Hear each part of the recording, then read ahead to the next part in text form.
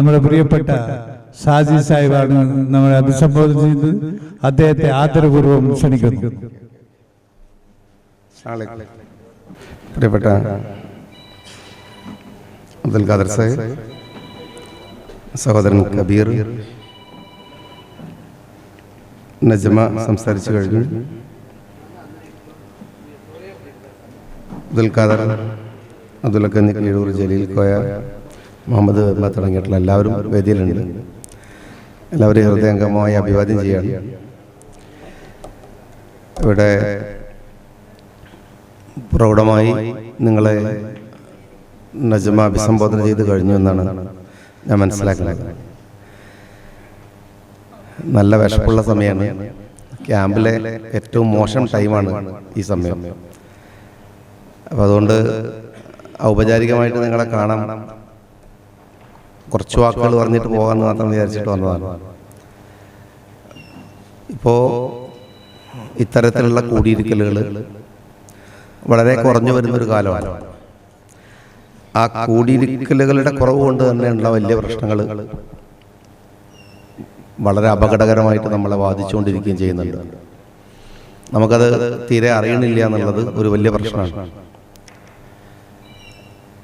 വ്യാപകമായി രാഷ്ട്രീയത്തിൻ്റെ ഒരു പ്രാധാന്യമുണ്ട്. ആ പ്രാധാന്യം അങ്ങനെ തന്നെ കൺവേർട്ട് ചെയ്തിട്ട് ഒരു ചാരിറ്റി മേഖലയിലേക്ക് മാത്രം പ്രവർത്തനങ്ങളുടെ ഒരു അറ്റൻഷൻ പോകുന്ന ഒരു കുഴപ്പമുണ്ട്. ചാരിറ്റി കൊണ്ടല്ല മുസ്ലിം ലീഗ് രാഷ്ട്രീയം ഉണ്ടായത്.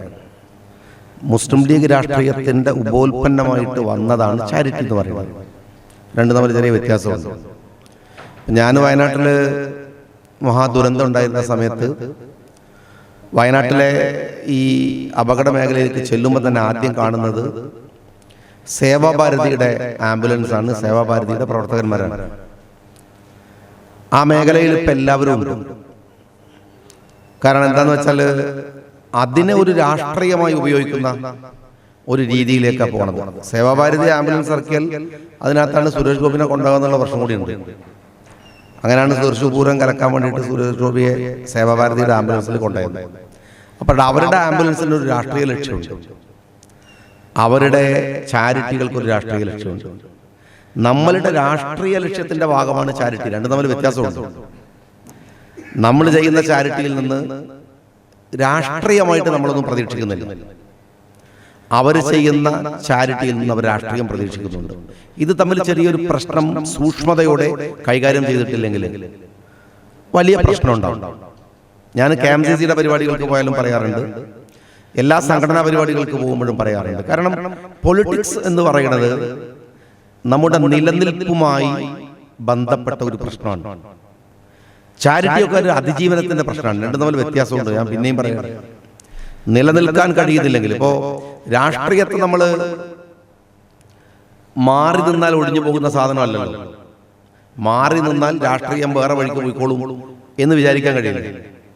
നമ്മളുടെ എല്ലാത്തിലും രാഷ്ട്രീയമാണ്. ഇപ്പോഴിപ്പോഴത് പുതിയ തലമുറയിലെ കുട്ടികൾക്കൊക്കെ ബോധ്യമായി വരുന്നില്ല. അത് സന്തോഷമുള്ള കാര്യമാണ്. എല്ലാത്തിലും പൊളിറ്റിക്സ് ഉണ്ട്. നമ്മളുടെ പരീക്ഷയുടെ പേപ്പർ, ചോദ്യപേപ്പർ ഉണ്ടാക്കുന്നത്, ഉത്തരമുണ്ടാക്കുന്നത്, ഉത്തരത്തിന്റെ മാർക്ക് തീരുമാനിക്കുന്നത് എന്ന് തുടങ്ങി കൂടുതൽ വിശദീകരിക്കേണ്ട കാര്യമില്ല. എല്ലാത്തിലും പൊളിറ്റിക്സ് ഉണ്ട്. നിങ്ങൾ മാറി നടന്നാൽ പൊളിറ്റിക്സ് വേറെ വഴിക്ക് പോകില്ല. ഒരേ ഒരു വഴി, നമ്മൾ കൂടെ അതിനകത്ത് കയറി അതിനെ കറക്റ്റ് ചെയ്യാൻ പറ്റുമെങ്കിൽ ചെയ്യാന്നുള്ളതാണ്. അത് നിർബന്ധമാക്കപ്പെട്ട ഒരു കാലമാണ്. ഇപ്പൊ പഞ്ചായത്ത് തെരഞ്ഞെടുപ്പ് വരികയാണ്.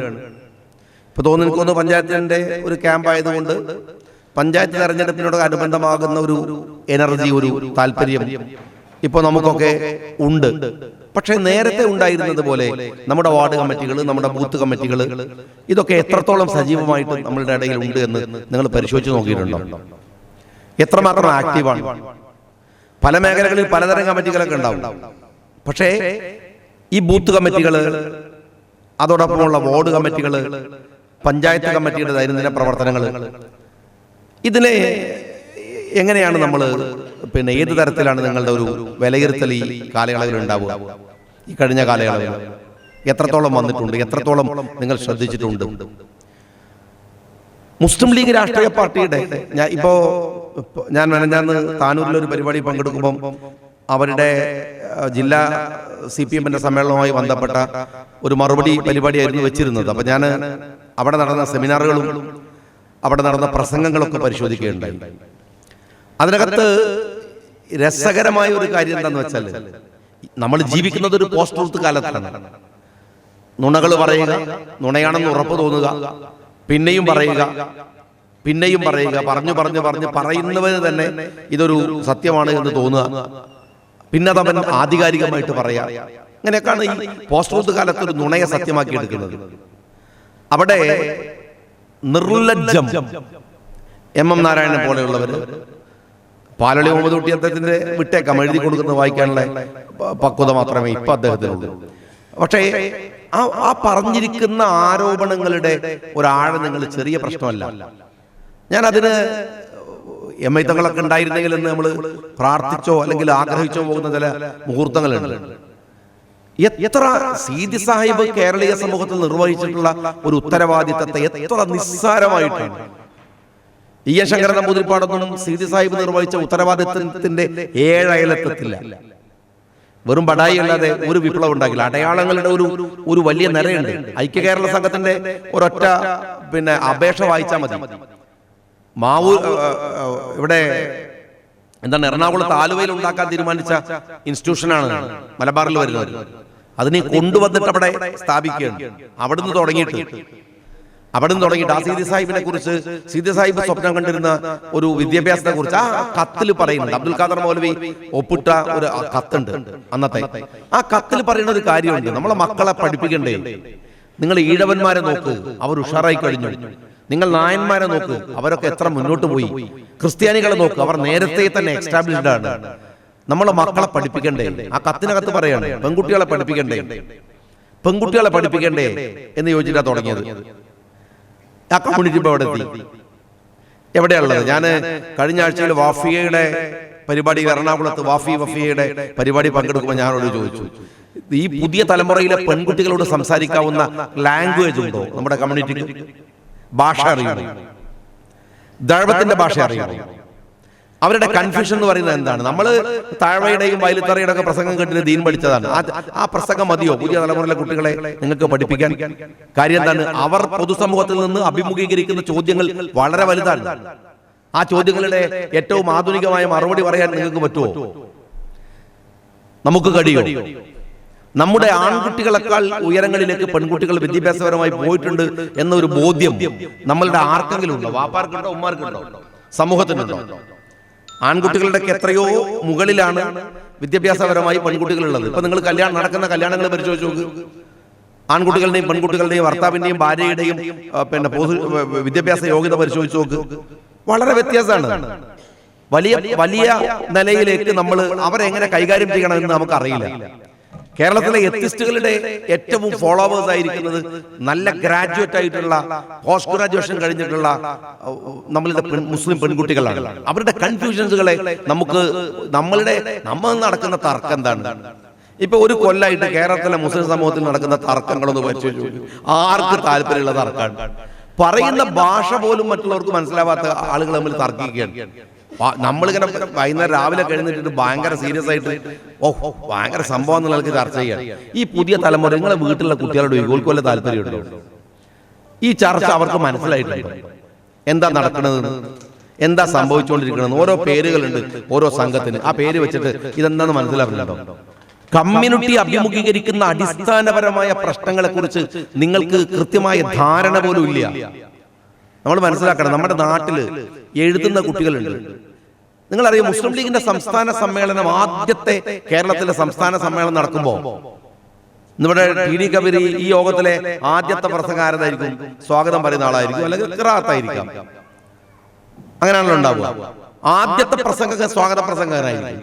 എന്നാൽ മുസ്ലിം ലീഗിന്റെ സംസ്ഥാന സമ്മേളനത്തിലെ ചരിത്രത്തിലെ ആദ്യത്തെ സമ്മേളനത്തിന്റെ ആദ്യത്തെ മൈക്ക് ഉപയോഗിക്കുന്ന ആള് വേദിയിൽ നമ്മുടെ കാസർഗോഡുകാരനായിട്ടുള്ള ഉബൈദ് സാഹിബാണ്. ഉബൈദ് സാഹിബിന്റെ പാട്ട് കേട്ടിട്ടാണ് കേരളത്തിലെ മുസ്ലിം സംഘാടനത്തിന്റെ ആദ്യത്തെ വേദി ഉണരുന്നത്. ഉബൈദ് സാഹിബിന്റെ മനോഹരമായ വരികൾ, എത്ര മനോഹരവും ലളിതവും സുന്ദരവുമായ വരികളാണ് അദ്ദേഹത്തിൻ്റെത്. കേരളത്തിലെ മാപ്പിളയെ ഏറ്റവും ശാക്തീകരിച്ചിരുന്ന ഒരു വലിയ കാവ്യ നിരയുണ്ട്, കവികളുടെ ഒരു വലിയ നിരയുണ്ട് കേരളത്തിൽ. നമ്മളെ മലയാളത്തിലെ തന്നെ ഏറ്റവും അനുഗ്രഹീതനായിട്ടുള്ള കവി എന്ന്, പാട്ടുകാരനെന്ന്, പാട്ടെഴുത്തുകാരനെന്ന് പറയുന്ന ബാബുക്ക വടകരയിലെ മുസ്ലിം ലീഗിന്റെ ഒരു ക്ലബിൽ നിന്നാണ് ഹിന്ദുസ്ഥാനി സംഗീതം അഭ്യസിക്കുന്നത് എന്നാണ് ചരിത്രം പറയുന്നത്. ചാന്ദ് പാഷ അദ്ദേഹത്തിന്റെ മ്യൂസിക് ഒരുക്കുന്നത്, മൂസ എരഞ്ഞോളി പാട്ടുപാടി പഠിക്കുന്നത് ലീഗിന്റെ ക്ലബുകളിൽ നിന്നാണ്. നമുക്ക് നാട്ടിൽ പാട്ട് പാടുന്ന എത്ര കുട്ടികളെ അറിയാം? എഴുതുന്ന എത്ര കുട്ടികളെ അറിയാം? വരക്കുന്ന എത്ര കുട്ടികളെ അറിയാം? നമുക്ക് ആരെയാണ് ശരിക്കും അറിയാം? സത്യത്തിൽ ഈ സംവിധാനത്തിനകത്ത് നമ്മളുടെ ചുറ്റുവട്ടത്ത് മാത്രം നടക്കുന്ന ഒരു സർക്കിളിനെ അല്ലാതെ നമ്മൾ അഡ്രസ് ചെയ്യേണ്ടത് ആരെയാണ്? ഒരു ഉമ്മത്തിന്റെ, ഒരു കമ്മ്യൂണിറ്റിയുടെ മുഴുവൻ ചലനങ്ങളെയും ശരിയായതും തെറ്റായതും തിരിച്ചറിഞ്ഞുകൊണ്ട് അവരെ ഗൈഡ് ചെയ്യാവുന്ന ഉത്തരവാദിത്തം മുസ്ലിം ലീഗ് പാർട്ടിക്കുണ്ട്. അതില്ലാതെ പോകുമ്പോഴാണ് പലതരത്തിൽ. കാസർഗോഡ് കുറെയൊക്കെ എനിക്ക് ഇഷ്ടമുള്ള കുറെ കാര്യങ്ങളുണ്ട്. ഇവിടുത്തെ കളികളിലൊക്കെ, ക്രിക്കറ്റ് കളിയൊക്കെ ഞാൻ കഴിഞ്ഞ പ്രാവശ്യം വരുമ്പോൾ അവരുടെ പരിപാടിയിലൊക്കെ പങ്കെടുക്കുന്നുണ്ട്. നമ്മുടെ കുട്ടികളുണ്ട്. കായിക രംഗത്ത് നമ്മളുടെ പ്രാതിനിധ്യം ഉണ്ടാവണം. എല്ലാ രംഗങ്ങളിലും നമ്മളെ അഡ്രസ് ചെയ്യുന്ന ഒരു തലമുറ ഉണ്ടാവണം. അല്ലെങ്കിൽ പുതിയ കുട്ടികളുടെ ഭാഷ പോലും നമുക്ക് മനസ്സിലാവില്ല സത്യം പറഞ്ഞാൽ. ഇപ്പൊ പുതിയ കുട്ടികൾ വരുന്ന ചില ഭാഷ വീട്ടിൽ നിന്ന് വാപ്പാന്റെ ഉമ്മന്റെ ഉമ്മെന്ന് പറഞ്ഞാൽ നമുക്ക് മനസ്സിലാവും. ഇപ്പൊ നമ്മള് മോനോട് പറയാണ്, മോനെ ഇഞ്ഞ് ടൗണിൽ പോയിട്ട് അവിടെ 3 മണിക്ക് പോയിട്ട് ടൗണിൽ പോയിട്ട് സാധനങ്ങളൊക്കെ വാങ്ങിയിട്ട് 5 മണിയാകുമ്പോഴത്തേക്ക് വീട്ടിലേക്ക് തിരിച്ചെത്തണം കേട്ടോ എന്ന് വാപ്പ. മോന് സെറ്റ്.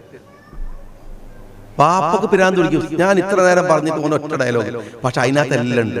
പാപ്പ പേടിക്കണ്ട, ധൈര്യമായിട്ട് പുറ പോയിക്കൊള്ളി, ഞാൻ എല്ലാ കാര്യവും ചെയ്തിരിക്കും. ഒറ്റ ലാംഗ്വേജ് ആണ് സെറ്റ്. അതാണ് തേച്ച് എന്ന് പറയുന്നതിന്റെ ഭാഷ നിങ്ങൾക്ക് കേട്ടില്ല. കേട്ടങ്ങൾ ബേജാറായി പോയി. വലിയ അർത്ഥം ഉണ്ടായിരുന്നു. പണ്ടൊക്കെ എഴുതാണെങ്കിൽ ഒരു 2 പേജ് എഴുതാവുന്ന സാധനം. അവൻ അവളെ തേച്ചു അല്ലെങ്കിൽ അവൾ അവനെ തേച്ചു എന്നൊക്കെ പറഞ്ഞാൽ വിശാലാർത്ഥമാണ്. കുട്ടികളുടെ ലാംഗ്വേജ് നമുക്ക് ദൈനംദിനം മാറിക്കൊണ്ട് ഒരു അപ്ഡേഷൻ ഇല്ലാതെ ഈ സമൂഹത്തിൽ എങ്ങനെയാണ് നമുക്ക് നിൽക്കാനാവുക? ഒരു തെരഞ്ഞെടുപ്പ് വരുമ്പോൾ ഒരു ബുക്കുമായിട്ട് പോവുക, എന്നിട്ട് ഇങ്ങനെ വോട്ട് ചേർക്കുക. അവിടുത്തെ ആളുകൾ എത്ര കാര്യങ്ങൾ, ഈ പ്രസംഗം അവസാനിച്ചിട്ട് എത്രയായി നിങ്ങൾ ആലോചിച്ചത്? പണ്ടത്തെ പോലെയാണ് പ്രസംഗം നടക്കുന്നത്. ഈ പ്രസംഗിക്കണതിന്റെ അലമ്പ് എന്താണ്? ഞാൻ ഈ വീരേന്ദ്രകുമാർ സാറ് മരിക്കുന്ന സമയത്ത് ഏകദേശം അദ്ദേഹത്തിന്റെ വാപ്പയുടെ അടുത്ത സുഹൃത്തായിരുന്നുകൊണ്ടും എൻ്റെ നാട്ടുകാരനൊക്കെയാണ് ഞാൻ കാണാൻ പോയി. അത് അവശനാണ്. ആ സമയത്തിനോട് പറഞ്ഞു, എന്നെ അങ്ങനെ അടുത്തിരുത്തിനോട് പറഞ്ഞു, ഷാജി നല്ലോണം വായിക്കണം, നല്ലോണം മനനം ചെയ്യണം, അല്ലെങ്കിൽ നിൽക്കാൻ പറ്റില്ല. ഞാനും CH മുഹമ്മദ്, കാരണം CHന്റെ കൂടെ പ്രസംഗിച്ച് നടന്നിരുന്ന ആളാണ് വീരേന്ദ്രകുമാർ. അന്നത്തെ വലിയ പ്രസംഗകരിൽ ഒരാള് സുമാർ അഴീക്കോട്, CH മുഹമ്മദ് കോയ സാഹിബ്, MP വീരേന്ദ്രകുമാറൊക്കെയാണ്. അപ്പൊ അദ്ദേഹം പറഞ്ഞു, ഞാനും CH ഒക്കെ പ്രസംഗിക്കുമ്പോൾ കാസർഗോഡ് നിന്ന് ഒരു പ്രസംഗം തുടങ്ങിയാൽ തിരുവനന്തപുരത്ത് പോയി തിരിച്ച് കോഴിക്കോട് വരുന്നവർ ആ പ്രസംഗം മതി എന്നാണ്. ഇന്ന് കാസർഗോഡ് നിന്ന് പ്രസംഗിച്ചിട്ട് 5 മിനിറ്റ് കഴിഞ്ഞ് കാഞ്ഞങ്ങാട് എത്തുമ്പോഴത്തേക്ക് ആ പ്രസംഗം നാട്ടുകാരെ കയ്യിലായി പോയിട്ടുണ്ടാവും. പിന്നെ പ്രസംഗിക്കാൻ പറ്റില്ല. കാരണം അത്ര ഏറെയാണ് ഈ സത്യത്തിൽ ഈ പ്രസംഗ രംഗത്തൊക്കെ ഉണ്ടായ വലിയ പ്രശ്നങ്ങൾ എന്താ വെച്ചാൽ ഈ പറയുന്ന അപ്ഡേഷന്റെ ഒക്കെ ഒരു പ്രശ്നമാണ്. നമ്മളൊക്കെ അഭിമുഖീകരിക്കുന്ന ഒരു ത്രട്ടാണ്. ഇപ്പൊ അത് അവിടെ കിടക്കുന്ന സാധനം റെക്കോർഡ് ചെയ്ത് കൊടുക്കുകയാണ്. ഇതിങ്ങനെ എല്ലായിടത്തും ഉണ്ടാവും. ഇതിങ്ങനെ അപ്പൊ തന്നെ ഈ സാധനം ആളുകൾക്ക് എന്ന് വെച്ചാൽ മുമ്പിലിരുന്ന് കേൾക്കുന്നത് കേവലം ഒരു 100-200 ആളായിരിക്കും. പക്ഷേ ഓൺലൈനിൽ കേൾക്കുന്നത് 10,000 ആളായിരിക്കും. അത് നമ്മളുടെ ഒരു കാലത്തിന്റെ പ്രശ്നമാണ്. അപ്പൊ അതിങ്ങനെ വ്യാപകമായി സർക്കുലേറ്റ് ചെയ്യപ്പെട്ടു പോകും. അപ്പൊ ഈ കാലത്ത് എല്ലാം ഞാൻ ഈ വഫിയുടെ പരിപാടിയിൽ പങ്കെടുക്കുമ്പോൾ ഹക്കീം ഉസ്താദിനോട് കുട്ടികളോട് ഞാൻ ചോദിച്ചു, 1000-ഓളം കുട്ടികൾ ഗ്രാജുവേറ്റ്സ് ആയിട്ട് പുറത്തിറങ്ങുകയാണ്. ഞാൻ അവരോട് ഹക്കീം ഉസ്താദിനോട് ഒരു സംശയം ചോദിച്ചു. എന്താ വെച്ചാൽ ഇപ്പോ ChatGPT എന്നൊക്കെ കേട്ടിട്ടുണ്ടാവില്ല നിങ്ങൾ, ഗൂഗിളല്ല. ഇപ്പൊ ഗൂഗിളിന്റെ ഒക്കെ ട്രെൻഡ് പോയി. ഗൂഗിള് ഒരു ഓൺലി ഫോർ ഇൻഫർമേഷൻ എന്നുള്ള നിലക്ക് മാത്രമായി. ChatGPT ആണ് നമ്മളെ കുട്ടികളുടെ ഒക്കെ ഒരു പുതിയ ടൂള്. പക്ഷേ ചാറ്റ് ബോട്ടുകൾ കഴിഞ്ഞു. ഇപ്പം 03 ആണ്, 02 രജിസ്ട്രേഷൻ ആയില്ല, 03 ആണ്. അതിനകത്ത് ഇലോൺ മസ്ക് പറഞ്ഞൊരു കാര്യം കാര്യങ്ങള് നൂറ ചിപ്പിനെ കുറിച്ച് പറഞ്ഞു. ഈ നൂറ ചിപ്പ് എന്താ അറിയാം? നൂറ ചിപ്പ് വെച്ചാല് ഇപ്പൊ ഞാൻ ഇവിടെ സംസാരിച്ചിരിക്കുകയാണ്, കബീറിന്റെ തലയിൽ നൂറ ചിപ്പ് ഞാൻ ഫിറ്റ് ചെയ്താൽ അതൊരു ഈസി പ്രോസസ് ആണ്. ഫിറ്റ് ചെയ്താൽ എനിക്കിങ്ങനെ അറിയാം കബീർ എന്താ പറയുന്നത്. വിചാരിക്കുന്നത്. ഇപ്പൊ കവിർ വിചാരിക്കണം ഈ ചങ്ങായി ഒന്ന് പ്രസംഗം നിർത്തിയ ഒരു ഭക്ഷണം കഴിക്കേനി എന്നോ മനസ്സിൽ വിചാരിച്ചാൽ മതി, എനിക്ക് മനസ്സിലാവും. ഈ മോസ് നീക്കല്ല, മോസ് നീക്കുമ്പോ മോസ് തൊടാതെ തന്നെ ഒരാൾക്ക് തലച്ചോറ് കൊണ്ട് നീക്കാൻ കഴിയുന്ന രീതിയാണ് ന്യൂറോ ചിപ്പ് എന്ന് പറയുന്നത്. അപ്പൊ ഞാൻ ഹക്കീം ഉസ്താദിനോട് ചോദിച്ചൊരു കാര്യം, നമ്മളിപ്പോ ഒരു ഹാഫിളിനെ ഉണ്ടാക്കാൻ ഒരു ഇൻസ്റ്റിറ്റ്യൂഷൻ എത്ര പഠിക്കണം, അയാളുടെ എത്ര ബുദ്ധി ഉണ്ട്. ഇലോൺ മസ്കിനോട് പറയാ നമുക്കൊരു ഖുർആൻ മനപ്പാടാക്കുന്ന കുറച്ച് ചിപ്പ് ഉണ്ടാക്കാൻ പറഞ്ഞിട്ട് ഇത് തലച്ചോറിൽ ഫിറ്റ് ചെയ്താൽ ഒറ്റ ദിവസം കൊണ്ട് ഹാഫിളാവും. ഇത് സാധ്യമാണ്. ഞാനൊരു മിറാക്കിൾ, ഒരു അത്ഭുതം പറയാണ്, ഇത് സാധ്യമാണ്. അപ്പൊ അതിന്റെ ഫിഖ് എന്താണ്? ഫിഖ് വേണമല്ലോ. ഇസ്ലാം ആ കാലാതീതമായ ഇതല്ലേ ഇസ്ലാം, ഫിഖ് വേണമല്ലോ. അവിടെ ചർച്ച നടന്നിട്ടുണ്ട്. ഞാൻ പറഞ്ഞു കുട്ടികളോട്, 1000 ഡിഗ്രി എടുത്ത് പുറത്തിറങ്ങിയ കുട്ടികളോട് പറഞ്ഞു, ഹക്കീം ഉസ്താദിന്റെ പണി കഴിഞ്ഞു, നിലവിലുള്ള പണ്ഡിത സമൂഹത്തിന്റെ പണി കഴിഞ്ഞു, നിങ്ങൾ 1000 ആളെ പുറത്തിറങ്ങിയിട്ടുണ്ട്. പക്ഷെ അത് നിങ്ങളെ കാലത്ത് ആ 1000 ആളുകളുടെ ഉത്തരവാദിത്വം ഈ ന്യൂറോ ചിപ്പിന്റെ ഫിഖ് കണ്ടുപിടിക്കലാവും. അല്ലെങ്കിൽ എന്ത് കാര്യം ഉണ്ടാവും? എന്താ കാര്യം ഉണ്ടാവുക? നമ്മൾ ധാർമ്മികത പഠിപ്പിക്കുകയാണ് കുട്ടികളെ. ധാർമ്മികതയുമായി ബന്ധപ്പെട്ട് ചിപ്പ് വെച്ചാൽ മതി, ഓൻ അങ്ങനെ പോകുന്നുണ്ട്. ഞാൻ പറയുന്നത് സമാന്തരമായ ഒരു ലോകം ഉണ്ടാവുകയാണ്. നമ്മൾ എങ്ങനെയാ പഠിക്കുന്നത്? നമ്മളെ കുട്ടികൾ അതിനെ കുറിച്ച് എന്താ മനസ്സിലാക്കുന്നത്? നമുക്ക് എന്താ അറിയാം? ഞാൻ നിങ്ങളോട് പറയുന്നത്, അപ്ഡേഷൻ ഇല്ലാതെ, ചുറ്റുപാടുകളെ കുറിച്ച് ധാരണയില്ലാതെ, അവരോട് സംസാരിക്കാതെ, ഇടപെട്ടുകൊണ്ടിരിക്കാതെ ആ പഴയ പൊസിഷനിൽ സംഘടന കൊണ്ടുപോകാന്ന് വിചാരിച്ചാൽ നടക്കില്ല.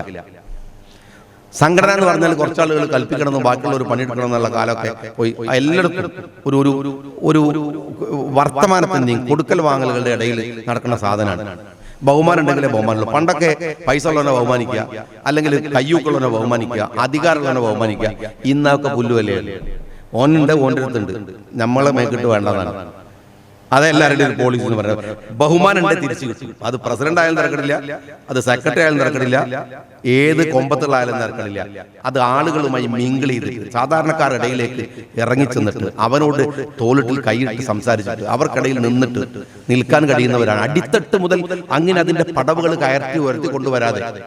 ഇതല്ലാതെ ഈ ചുറ്റുവട്ടത്തൊരു സാധനം ഉണ്ടാകും, കുറച്ചൊരു ആരാധക വൃന്ദെന്നും എന്താ പറയാ, പിന്നെ ഈ സ്തുതിപാഠക സംഘം എന്നൊക്കെ പറയും.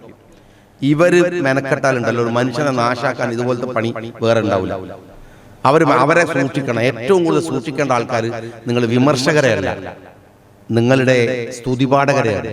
വെറുതെ പഞ്ചായത്ത് കമ്മിറ്റിയിലൊക്കെ അത് കൂടുതലാണ്. നമ്മൾ ഈ ഭയങ്കര കൂടുതലുണ്ടാകും. മേപ്പെട്ട് പോകുന്നതിനനുസരിച്ച് ഇതിങ്ങനെ കൂടും. നമുക്ക് ഈ വിസിബിലിറ്റി കുറയും. നമ്മളെ പ്രവർത്തകരെ കാണുമ്പോൾ അതിന്റെ മുമ്പിൽ ഉണ്ടാവും ഈ ചങ്ങായി, കാണാൻ കഴിയില്ല. അത് ഒരു പ്രശ്നമാണ്. അവരെ സൂക്ഷിച്ചിട്ടില്ലെങ്കിൽ അവരിങ്ങനെ പറഞ്ഞു കേട്ടിട്ട്, ഇപ്പൊ കബീർ ഇവിടെ സ്വാഗതം പറഞ്ഞു, അല്ലെങ്കിൽ പിന്നെ അബ്ദുൽ ഖാദർ സാഹിബ് ഇവിടെ പിന്നെ അധ്യക്ഷം വഹിച്ചു, പ്രസംഗം വായിച്ചപ്പോൾ പറയാണ്, പ്രസംഗം കഴിഞ്ഞ് വെച്ച് ഒരു ജോയിന്റ് സെക്രട്ടറി ഉണ്ടാവും, ലക്ഷ്യം നോക്കിക്കുന്ന ആളുണ്ടാവും. എന്തായിരുന്നു നിങ്ങളെ പ്രസംഗം? ഭയങ്കര അരമണിക്കൂർ എങ്ങനെ ആൾക്കാർ സഹിച്ചെന്ന് അള്ളാഹു ഓർക്കേ അറിയുള്ളൂ. പക്ഷെ ഇയാൾ പറഞ്ഞു കേട്ടു. ഈ സാധു എന്ത് ചെയ്യുന്നറിയാം, അടുത്ത യോഗത്തിൽ 1/2 മണിക്കൂർ 3/4 മണിക്കൂറാക്കും. പിന്നത്തെ യോഗത്തിൽ പിന്നെ ഇവനെ കൊണ്ടൊരു ശല്യവും വരുമ്പോഴത്തെ ആൾക്കാർ തല്ലിയെടുത്താളും. ഇങ്ങനെ ആളുകളെ പറഞ്ഞ് കേറ്റുന്ന കുറെ ആൾക്കാരുണ്ട്. മൂച്ചുമ കയറ്റാന്നറിയും നമ്മളെ മലബാർ അങ്ങോട്ട് പോയാലും. ഇവിടെ എന്താ പറയാ, ആളെ പിരികേറ്റുക. എന്നിട്ട് ഇവൻ നാട്ടുകാരെ മുഴുവൻ ശത്രുവാകും. ഇങ്ങനെ കുറെ ആൾക്കാർ ഇറങ്ങി പുറപ്പെട്ടിട്ടുണ്ട്. ശരിക്കും പറഞ്ഞാൽ അവരെ കൈകാര്യം ചെയ്ത് വിടേണ്ട ടീമാണ്. ഇങ്ങനെ പറയും, ഇങ്ങനെ കുറെ ആളുകളെ. എന്നിട്ട് അല്ല, നീ ഇപ്പൊ ആരാണ്? നീ പഴയ പോലെ ഒന്നല്ല.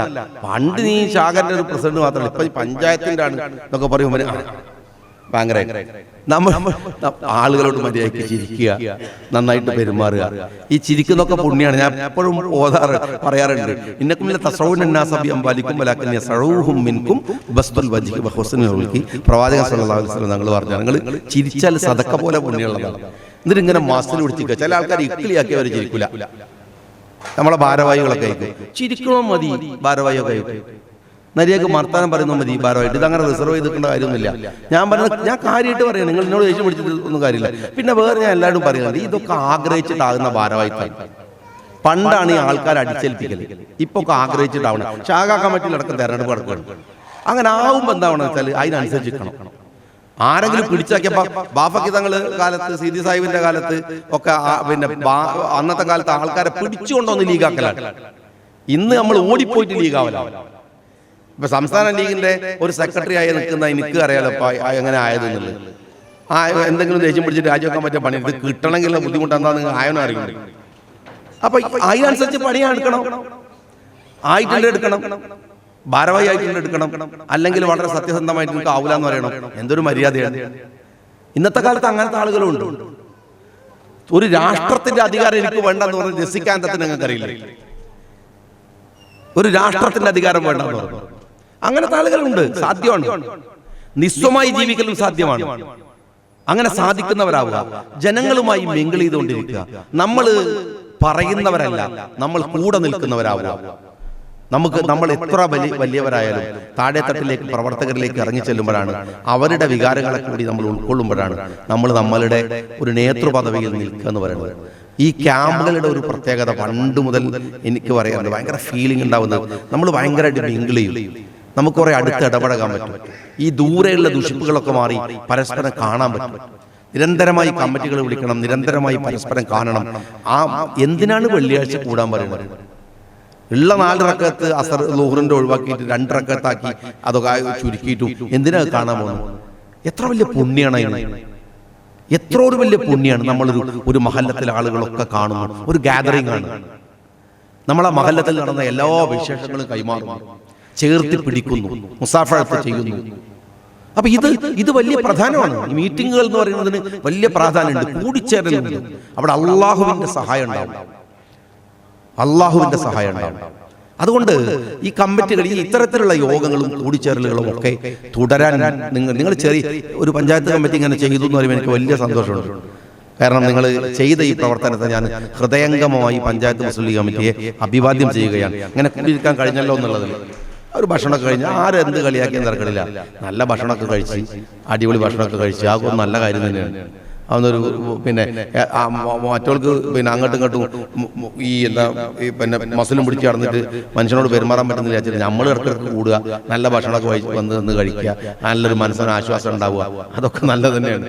അതൊക്കെ നല്ല കൂട്ടായ്മകളുടെ ലക്ഷണമാണ്. അങ്ങനെ ഉണ്ടാവണം, അങ്ങനെ ഉണ്ടാവട്ടെ എന്ന് ആശംസിക്കുന്നു. നിങ്ങൾക്കൊക്കെ വിശക്കുന്നുണ്ട്, എനിക്ക് അതിനേക്കാൾ കൂടുതൽ വിശക്കുന്നുണ്ട്. ഭക്ഷണം കഴിക്കാനാണ് ഞാൻ അങ്ങോട്ട് വന്നത്. അപ്പോൾ ഈ കൂടിയിരിക്കൽ അള്ളാഹു ഒരു നന്മയായി സ്വീകരിക്കുമാറാവട്ടെ. ഇത് ഒരു ഗുണപരമായ ഒരു മുന്നേറ്റമാവട്ടെ. പഞ്ചായത്ത് തെരഞ്ഞെടുപ്പിലാണ് ഇതിന്റെ റിസൾട്ടുകൾ ഉണ്ടാവേണ്ടത്. പഞ്ചായത്ത് തെരഞ്ഞെടുപ്പിൽ ചെയ്യേണ്ട കാര്യം ഒരുപാട് കാര്യങ്ങൾ അങ്ങനെ തന്നെ പറയാനുണ്ട്. പക്ഷേ സമയപരിമിതി ഉള്ളതുകൊണ്ട് ഞാൻ പറയാം, ഡാമേജുകൾ കഴിഞ്ഞ കാലയളവിൽ സംഭവിച്ചതിന്റെ പരാജയം മാത്രം അനലൈസ് ചെയ്യുക. വിജയം അവിടെ തന്നെ ഉണ്ടാവും. ആ പരാജയങ്ങളെ അനലൈസ് ചെയ്തിട്ട് നിങ്ങൾക്ക് കഴിയട്ടെ എന്ന് ആശംസിച്ചുകൊണ്ട് അഭിവാദ്യങ്ങൾ നേർന്നുകൊണ്ട് ഞാൻ എൻ്റെ വാക്കുകൾക്ക് വിരാമം കുറിക്കുന്നു. ജലീൽ കോയ സാഹിബിന് പഞ്ചായത്ത് മുസ്ലിം ലീഗ് കമ്മിറ്റിയുടെ അനുമോദനോപഹാര സമർപ്പണം പങ്കെടുത്ത ചടങ്ങ് നൽകുന്നതിന് വേണ്ടി ഓമനവട്ട മുസ്ലിം ലീഗ് സംസ്ഥാന സെക്രട്ടറി ഷാജി സാഹിബിനെ വളരെ ആദരപൂർവ്വം ക്ഷണിക്കുന്നു.